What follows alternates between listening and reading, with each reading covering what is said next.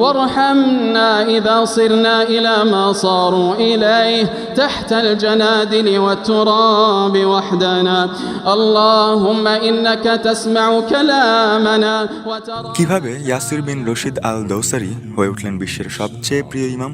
এমন একটা কণ্ঠ যা শুরু হতেই হাজারো মানুষ নীরব হয়ে যায়। মসজিদ আল হারামের ভিড়ে অনেক ইমামের মাঝে এই একটা কণ্ঠ আলাদা করে হৃদয়ে লাগে, যে কণ্ঠ কাঁদায়, থামিয়ে দেয় আর বদলে দেয় মানুষের অন্তর। جنات عدن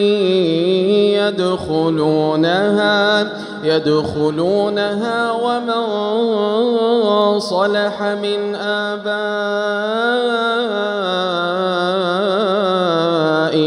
1980 সালের 6 আগস্ট সৌদি আরবের আল খার্স শহরে জন্ম নেন ইয়াসির আল দোসারি।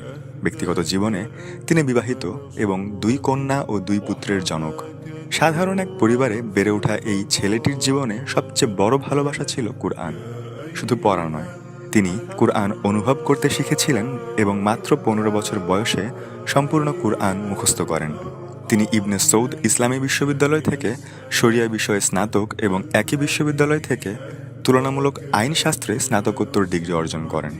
এরপর তিনি বিচার বিভাগীয় ইনস্টিটিউটের তুলনামূলক ফিকহ বিভাগ থেকে ডক্টরেট ডিগ্রি লাভ করেন। তিনি পড়াশোনা শেষ করেছেন সৌদি আরবের বিখ্যাত আলেমদের কাছে, যেমন আব্দ আল আজিজ আল শাইখ এবং সালেহ আল ফাউজান।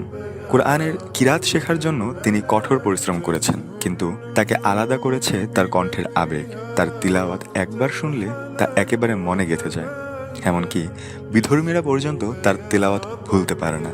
2015 সালে আসে তার জীবনের বড় একটি পরিবর্তন। আব্দুল আজিজ আল সৌদের নির্দেশে তিনি মসজিদুল হারামে তারাবি ও তাহাজ্জুদ নামাজে ইমামতি করার সুযোগ পান। কাবার সামনে দাঁড়িয়ে তার তিলাওয়াত পুরো বিশ্বকে মুগ্ধ করে দেয়। সেখান থেকেই শুরু হয় তার বিশ্বজোড়া পরিচিতি। কিন্তু প্রশ্ন হলো, কেন মানুষ তাকে এত ভালোবাসে? কারণ তার তিলাওয়াতে আছে অনুভূতি। রহমতের আয়াত পড়লে মনে আশা জাগে, শাস্তির আয়াত পড়লে মনে ভয় জাগে। তার কণ্ঠের কান্না, থেমে যাওয়া সবকিছু মিলে এক অদ্ভুত আত্মিক অনুভূতি তৈরি করে। এটা শুধু তিলাওয়াত নয়, এটি একটি অন্যরকম অভিজ্ঞতা। ইয়াসির আল দোসারির কুরআন তিলাওয়াত কি আপনার হৃদয় ছুঁয়ে যায়? কমেন্টে আপনার অনুভূতি জানান।